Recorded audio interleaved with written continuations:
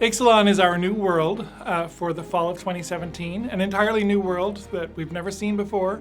And it's a world of adventure and discovery and exploration and sort of a new world search for the Golden City, search for El Dorado kind of feel to it, where 4 different nations of people, humans, vampires, merfolk, some other miscellaneous races thrown in there, are all trying to find the source of great power hidden somewhere deep in the jungle. So it's really exciting to me as my first creative lead from the very beginning, really working to shape this world and bring it all the pieces together has been pretty amazing.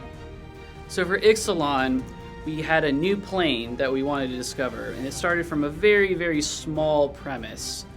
We were speculating we could do a vampire conquistador world, where instead of traveling to a new place to find new spices or a new place to settle, they were vampires trying to find fresh blood because they had run dry on their mainland. When I came on board, I've been an art director for Magic for about 2.5 years, and we work so far in advance that James Wyatt and some of the other world-building people had already come up with the basic premise of the world, starting with vampire conquistadors, and then other things were added on top of that.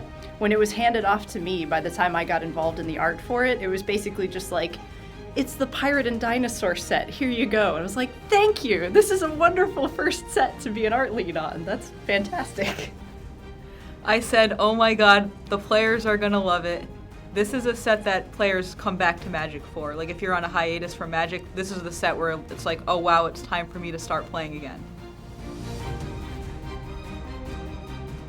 So the white and black vampires, the white part of it, came pretty early because we wanted something new to add to the vampire tribe. So whenever we do a new place, we need something new to excite players. We sort of wanted the religious kind of parts of a holy crusade to go find a new home place to be part of the white part. So you see a lot more clerics, a lot more fasting your blood. They have rituals where they fast and they don't eat any blood. So that's part of a sort of a religious doctrine. So it's sort of expressed in the white part of the white-black vampires on Ixalan. Vampires are the tribe that's really all about going wide. They're the ones about just getting massive numbers and then overwhelming you. And so Madron Fane is in some senses a lord, but not in the traditional sense where it's like all your vampires are much larger. Instead, he's really good at kind of getting more recruits. And so if you attack with 3 vampires, you get a 4th one, and maybe your opponent blocks one, maybe they don't. If not, then you're up another vampire. And if they do, well, you kind of just keep recycling and getting more and more of these vampires out until you have a numbers that are really just insurmountable. There's a lot of sort of odd couple stories in Ixalan, and Madron Fane and Vona teaming up is one of those odd couple pairings where they are coming at this search for the first vampire from very different perspectives, but have to find the common ground that they share. It's important to remember that you start every game at 20 life. Now, you can obviously gain more life, you can lose more life, but the really most important life point is that final one. And so you don't get any extra points for winning the game at 100 versus 1 life. So the vampires, they're all willing to be on your side and to help you out, but they're going to be a little more happy if you are probably at a low life total than a high life total in the game. But by paying them this resource, paying them your own life force, you're able to get some really powerful effects. You just have to be careful that you don't give them the last one. What is a pirate's favorite letter? Most people would answer R, but they're wrong. It's the C that pirates love.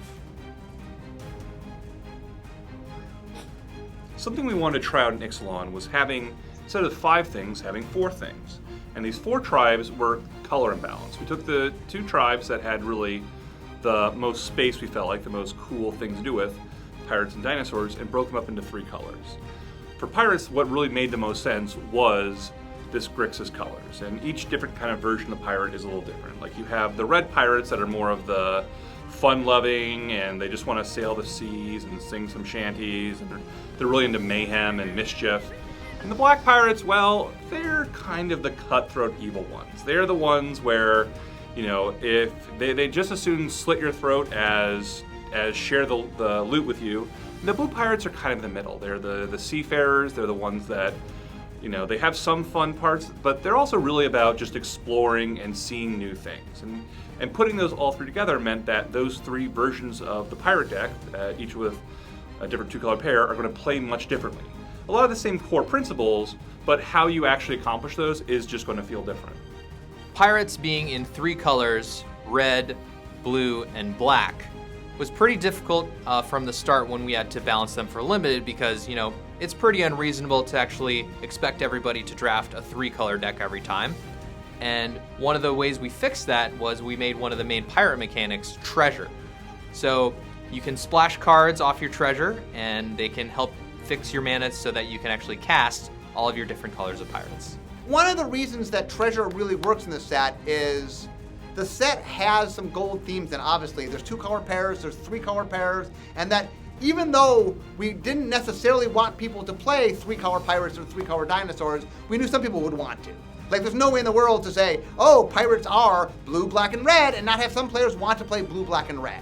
And so what we wanted to do is made sure that the people who wanted to play 3-color pirates and who wanted to play 3-color dinosaurs could do so. Now, dinosaurs are in green. Green naturally already has the tools to color fix. So dinosaurs already had what it needed to do it, but pirates don't have green. So what we said is we needed something in pirates that could help them do the color fixing. Well, they like treasure, so it was a perfect marriage of the flavor thing that matched what you expect for pirates, but it also did the color fixing, so you can play 3-color pirates if you want to. So in R&D, we started doing this new process where we have people from throughout the company show us their ideas of what cards in a set would look like. And at the very beginning of exploratory design, we get all this information in to kind of see, okay, what are some words that are showing up again and again and again that people associate with things? And we got a lot of really cool phrases this way. For example, walk the plank, which is a fantastic card, came from the fact that people just kept submitting cards that said, walk the plank at it for this activity. But another word that showed up a lot was the word raid. So when we were working on pirates and we needed a mechanic, we have this great mechanic from Khans of Tarkir that's literally called raid. Why don't we pull it forward to try it with pirates? And it just fit beautifully. One of the biggest rewards for playing a pirate deck is Ruin Raider. It's a 3/2 for 3 with raid. And it has, at end of turn, if you attack with a creature, reveal the top card of your deck, put it in your hand, lose life equal to its CMC. So when you're playing your cheap interaction spells and your small creatures, this is a really good way of refilling your hand. So if you want to check out an awesome pirate illustration, check out Sailor of Means by Ryan Pancoast. This is absolutely, hands down, one of my favorite illustrations in the set, just on a technical level and on a here's a pirate in Ixalan kind of level. It's also one of the only pieces of art that features the pirates' kind of home base. We designed this floating city of ships that were lashed together that didn't end up making it in a lot of the art in the set.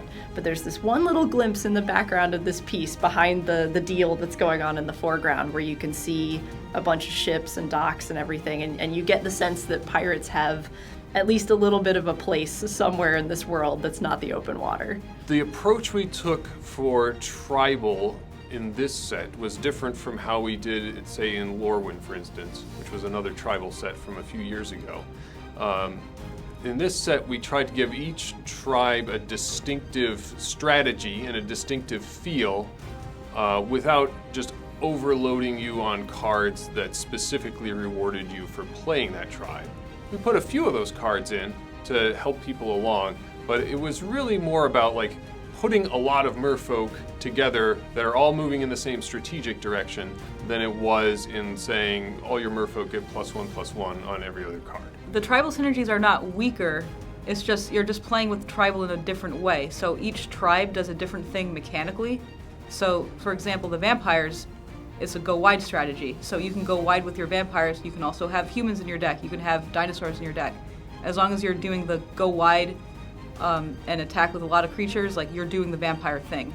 And you will have some tribal synergies, of course, but you're not going to just have every card has to be a vampire. So one of the things that happens when you make a tribal set is people believe that once you figure out the tribes, you're done. But no, that's the beginning.